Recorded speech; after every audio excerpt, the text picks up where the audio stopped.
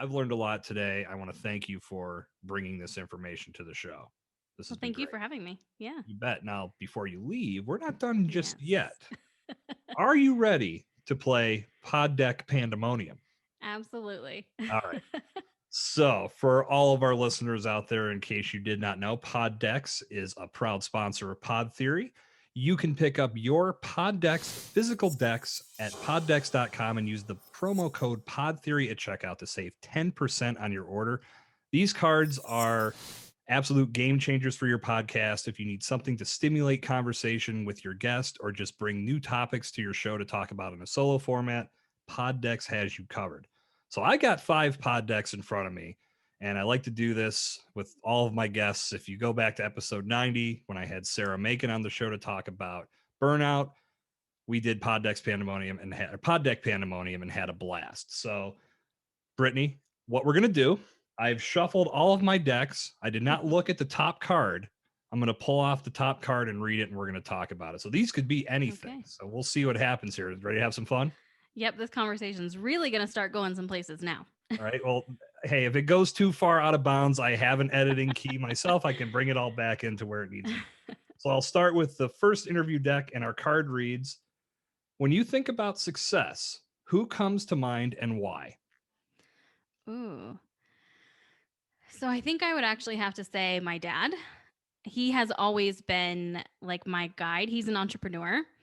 And he has a lifestyle kind of that I've always wanted. Like he can pick up and travel whenever he wants, and he does, and he, has his nice home. But beyond like the material things, he just has freedom. He has his own business. He can take care of his family without stress. He had cancer a few years ago, and because of his business and the financial success that he's had, he was able to pay 100% out of pocket for alternative treatments that insurance wouldn't cover, which are what ended up saving his life.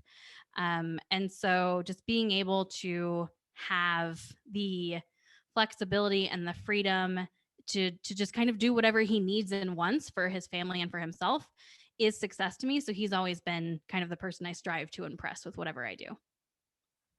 That is great. I feel like that you stole my answer to a large degree, and I think I feel the same way. I remember back in high school, and one of the companies that my mom worked for had a newsletter that was talking about all the seniors that were graduating and they had parents working at this company.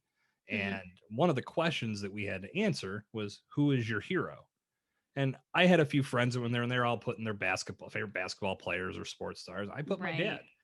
And I remember my dad, like somebody saw it and made a snide comment. And he's like, "I'd rather Mm-hmm. have my son look at me as his hero than some sports figure he's never met." Right. I was like, that means a lot. But I meant it too. It wasn't that I just did it to score points. I Right. You're absolutely not meant sucking it. up. And I look at it now, like my dad, he retired early. He was very smart with his investments. And now they go to Florida a few months out of the year to get out of all Mm-hmm. the cold Pennsylvania winters. And I went down there as we sit and record. I was just down there a couple of weeks visiting, and now they're back getting ready for summer. But yeah, like he was always a person that worked hard and preached that for me and my Mm-hmm. sister, and I learned a lot. And that's always been one of those things for me. Like as I build my business, he's like my unofficial board of directors. I like to run Right. ideas by him and say, "What do you think? Do you think this is something that'll work?" Even if he doesn't know, he'll at least provide his thoughts and give me some guidance. So Right. that's a Well, my great dad answer. has a construction business and doesn't Okay. even know what a podcast is. Still 5 years after I've been doing this, so I can't really run a whole lot of things by him. But yeah, he's as far as success and general business goes, he's my guiding point. Yeah, that's great stuff. All right. Our next deck is Would You Rather? Okay. I know I've gone through these. These ones are a little crazy. So we'll see what happens. Would you rather never be able to use search engines again or never use smartphone apps again? Damn. Damn. Oh. Uh, Smartphone apps. Ooh. Yeah, I would rather never use smartphone apps because I mean, it's tough. It's not like it'd be super easy, but I am the person who, if I have an errant thought about anything, I wonder what, or I wonder if, what are they up to?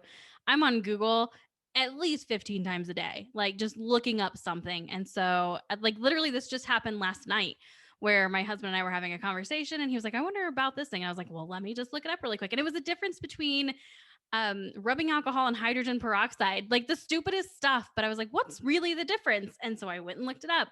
And the thought just occurred to my head, like, how did people function before Google? I don't understand, because I need it. I have to like find out the answers if I have a question. Well, I'm going to throw a loophole in here, and this is probably cheating, but if it is, I don't care. It's my show. I'm going to say I will go without search engines because we have alternatives like Alexa, Google Assistant, True. and I have a couple apps that I use religiously to manage my business that I don't think if they went away tomorrow, I'd be lost. Yeah. So I don't even want to say the one out loud because I don't want them to get any ideas and shut down. So I won't say it. But they know I've already reached out to them many times and told them how great they are. But I think that would probably be the way I'd go if I can use that loophole. If I couldn't, then I don't know. That would be tough. But I can, to answer your question, I can say I this one always stands out to me for whatever reason. Back before Google was a thing, me and my friends were sitting on one of my buddy's porch just having a few beers. I think we were probably like 18 or 19 at the time. And the name of the Kansas song is now slipping my mind. And I think it was the one that they played in the movie Old School. Dust in the Wind. Yes, Dust in the Wind came on, and somebody said, "Who sings this?" And I said, "Kansas." And my one friend said, "No, it's somebody." And we got in this huge argument Yeah. about it. An argument like that could have been squashed in the womb if we had Absolutely. Google, but it went on for like 20 minutes until I can't remember how we eventually looked it up. Probably asked Jeeves or something. Someone had to go to a Right. physical computer, connect to the internet through the phone line, and look wait for it to dial up.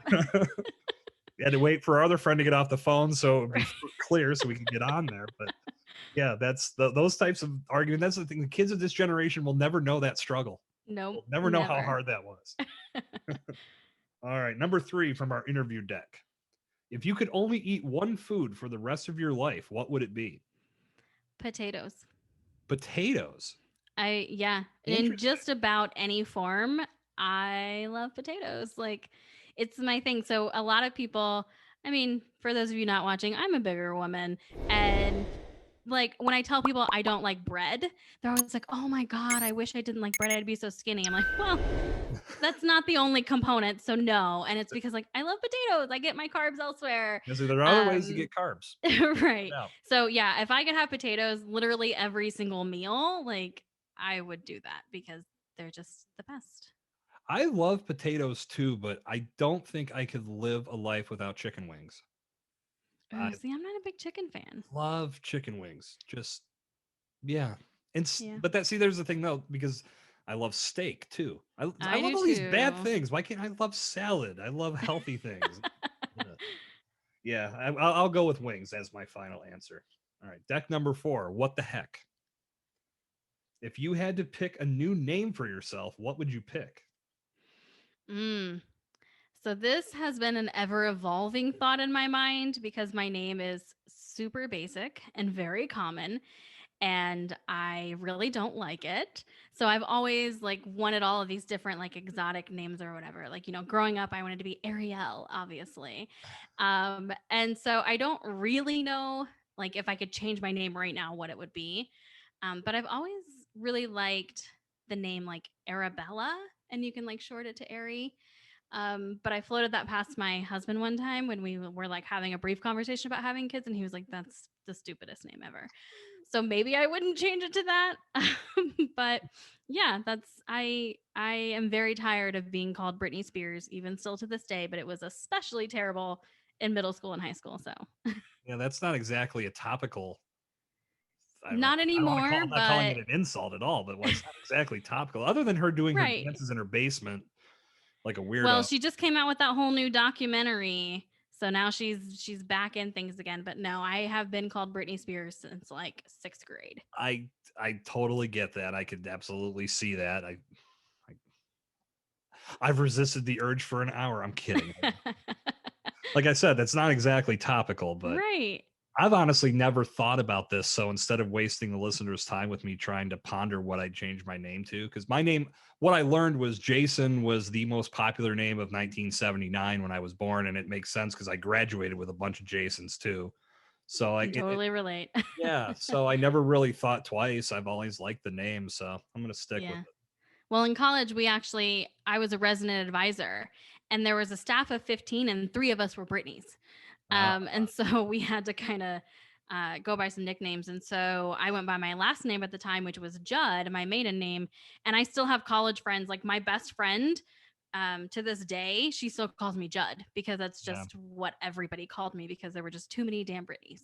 Well, that was the same. I've been Cercone in my circle of friends for years, and in my Right. homeroom, I think we had three Jasons. One of them sat right next to me, so he was Collins. That's my best friend, one of my best friends, Yeah. and I'm Cercone, and then everybody's just always referred to us as that.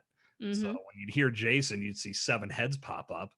Yep. So Well, the thing about Jason is you guys probably all spell it the same way, right? Because yeah, freaking Brittany can be spelled 20 different ways.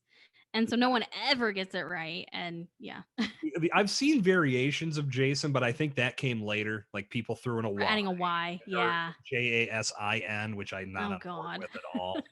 Like, just don't mess with a good thing. That's like putting a Right. bumper sticker on a Ferrari. Just leave Right. it like it is. It's Well, good and as the kid can never get those fun little like pencils with their names on them, like, because there's right. never one that's spelled correctly. You- Or you wind up like I do with a complex that caused you to have a mental breakdown in kindergarten because your teacher kept telling you were spelling your own name wrong. And then you decided to go home and write your name in Sharpie on literally everything. Oh, good lord. Yeah. So let's just give I'm gonna. people normal spelling names. Maybe we should do a bonus exclusive clip and talk about that in more detail. That's nuts. Wow. Right. Well, let's wrap up PodDeck Pandemonium with our final card from our episode deck. Ooh, this actually fits really nice. Newbie mistakes in your industry. Hmm. Um, if we go with editing, it's definitely one. I mean, what I consider to be over editing, which is just bad edits, trying to cut out everything and you're left with just a choppy mess. But if we go with, as a podcast service provider in general, it's definitely undercharging for one, but for two, taking on toxic clients just because you're so desperate to get those first few clients.